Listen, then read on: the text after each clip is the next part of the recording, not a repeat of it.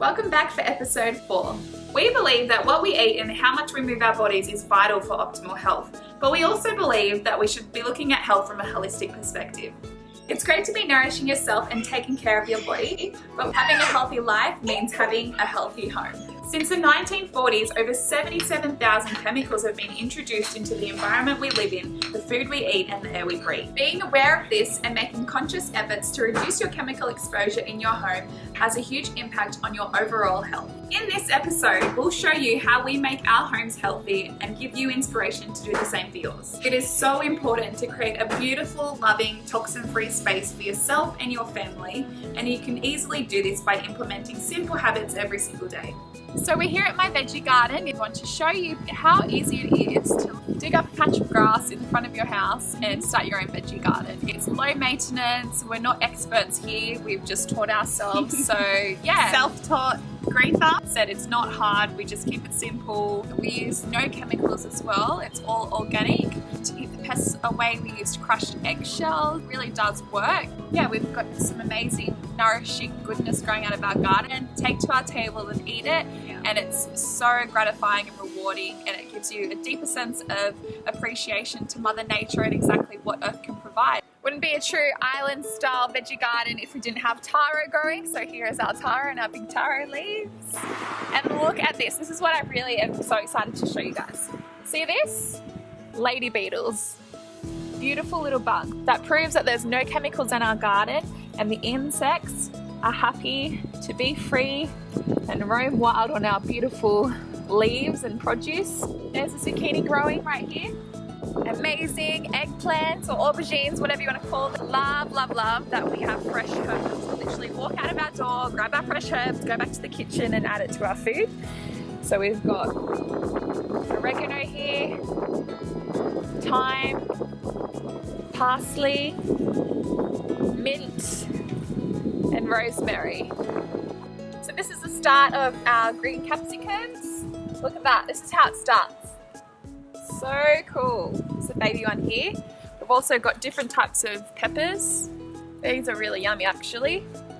Conventional strawberries are really high in pesticides because the skin absorbs all of the chemicals and everything that's sprayed onto the plant. So if you can grow your own strawberries, it's amazing. You don't have to spray anything. So like I said, we're self-taught. We're no experts by any means, but we've just done our own research to find out what can work for us in an organic veggie garden. We created this patch here. We already had soil in there, but we went down to Bunnings and we bought organic soil. We planted our seeds and then we added organic mulch on top to keep the moisture in. And it's amazing just how much sunlight and water can do for an organic veggie garden. And crushed eggshells as a way to keep the pests away. I mean, sometimes we do still get bugs and pests, and sometimes, you know, we've got a couple of rotten tomatoes. But the way that we see it is if we can feed the bugs and ourselves, then it's a win-win situation. We have to respect Mother Nature and what it can provide and respect that the bugs need somewhere to live too. I think having that attitude is how we get such amazing produce. We're providing for us and we're providing for the bugs and all the insects on Earth.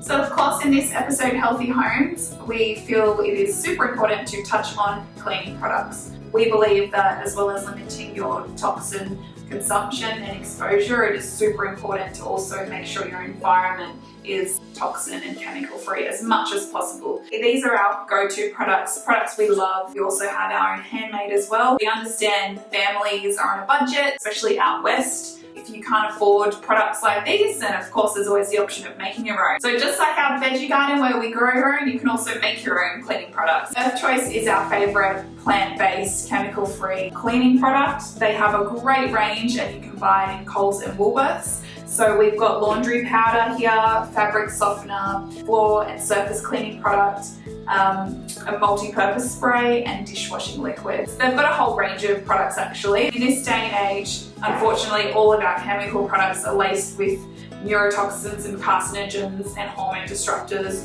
which you definitely don't want to have in your household. We definitely don't have them in our household. It's just always great to be mindful of the chemicals around your environment. This is why we've got baking soda and apple cider vinegar You can just Google some recipes, and these 2 ingredients alone will do wonders in your household in terms of cleaning products. They're so cheap, so easy to make. Just get a couple of different spray bottles and away you go. So then the next one we've got is EcoWorks, which I actually love because it's like a 1 bottle for shop. Yeah, 1 bottle for literally everything. It's actually invented and created by 2 Aussie dads who just wanted to throw out all of their toxic cleaning products and have 1 bottle to use for everywhere, and it literally does that job. Like you can spray it on your bench top, on your floors, in your bathroom. So for busy mums like me, definitely this is amazing because you literally just have 1 bottle for everything and that's it. Then the next we have is essential oils. So not only can you incorporate these into your diet, you can also switch out your cleaning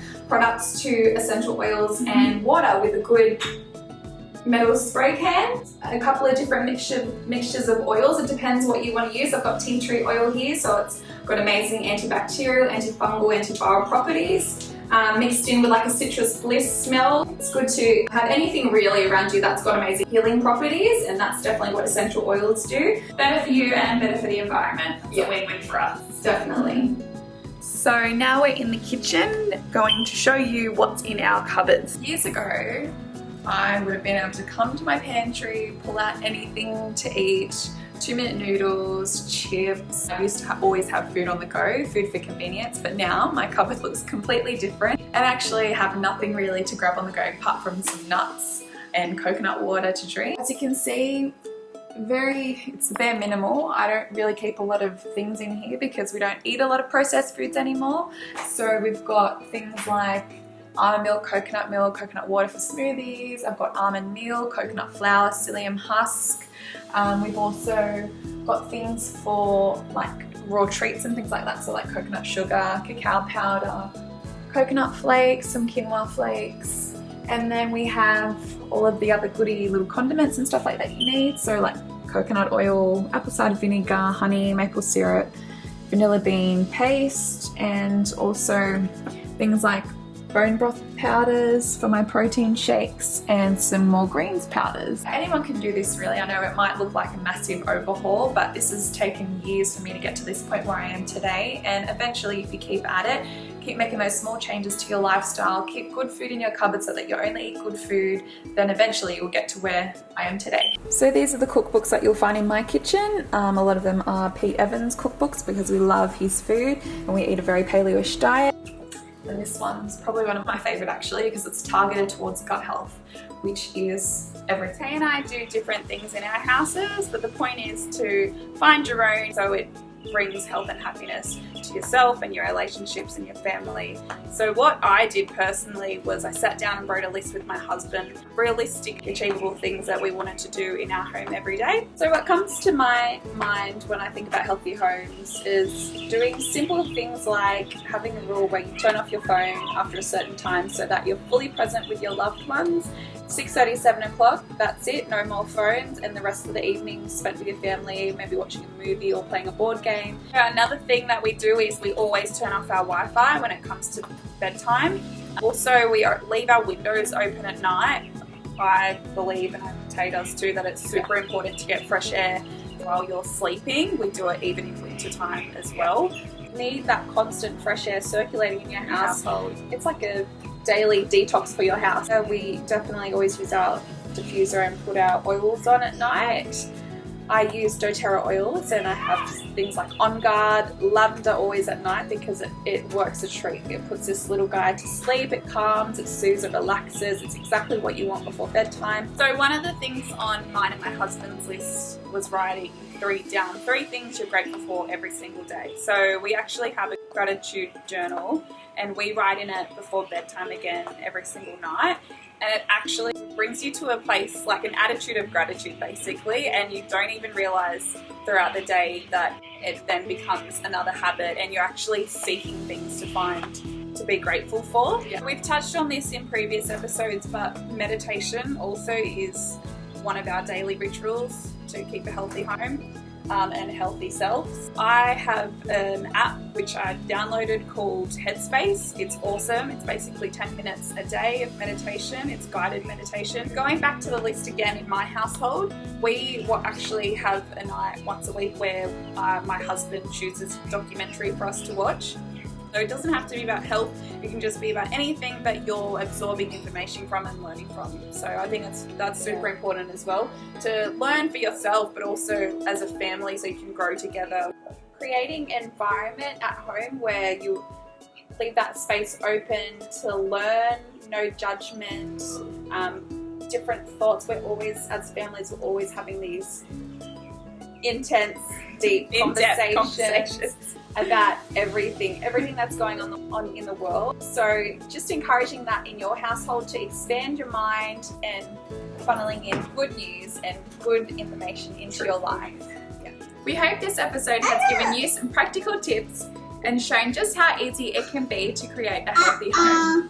Optimal health isn't just about the food you eat, how often you move your body, and the thoughts that you think. It's also about the environment in which you live. So be mindful about what you're exposing yourself to and make conscious efforts to limit your toxic load whenever you can. We are absolutely loving creating these episodes for you, and we truly appreciate everyone's feedback. So we hope you tune in for more, and as always, don't forget to subscribe. So bye! Bye! Say bye, Susie!